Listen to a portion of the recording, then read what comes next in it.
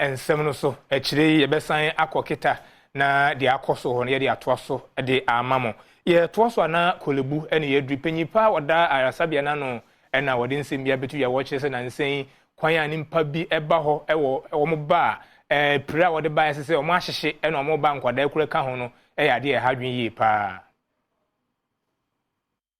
Ghana hanomo enipa dodo a ensuo hye enkwan a ehye anasa ade ehye bia ehyehye wonom no wonom edoso pa ne titiru ene enkoda siwa wada kolebu aban ayaresabia no ekasa wo enenum workshop wa International Network for Training, Education and Research in Burns on Advanced Burn Care Rehabilitation eye no ase no wochire mu se tibia no eye ade a ehadwene pa ne senti watu awufuo nyina afo se wonom mmasha se wo wia na wo nante a wani enko won ho pa sanse saa bre no ya na nkoda no ho ahomete na nkoba so akofa bibia egu won ho ama wonom ahyehye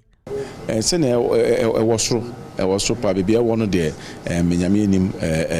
ha adwempi na brepi no eye ahweyi a nipa eni especially in kolase no se awofo no ne ahwefo no ya na omoni apom ho so kaka nkola mo sai so mo wi anom nante a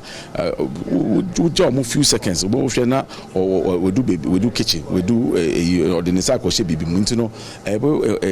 wo say awofo ye ahweyi pa e won nkola na e make sure say ye be bo mo ho ban Alberta Emisa Roxen, Deputy Chief Physiotherapist, Kolebu aban ayaresabia, ne kasa yemu en wochire mu se apomodeng adwumayefo a wonum efri amaya huduo bebre so ena aba be hia mu Ghana hanom a woyɛ saa enenum enkyerɛkyerɛ wode wonum ebe fantitie mu ama wonum ahunu sɛ de obi hyehye amunum honom a obetimi ahwɛ no sɛ bɛyɛ a enkoba sɛ ne ho tɔ no a obenya kotwa bi a afi be wi akyire no na wontumi emfa ne nsa anasɛ ne baabi kro na hyehye ye no enya adwuma yentie ne nsɛm a wode tu dwane bi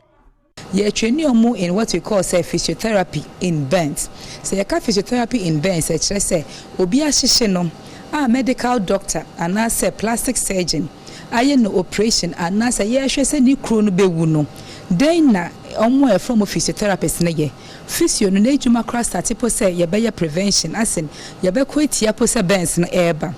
nti ejuma physio for ye ne say omo be de education as ye be keka ewo asori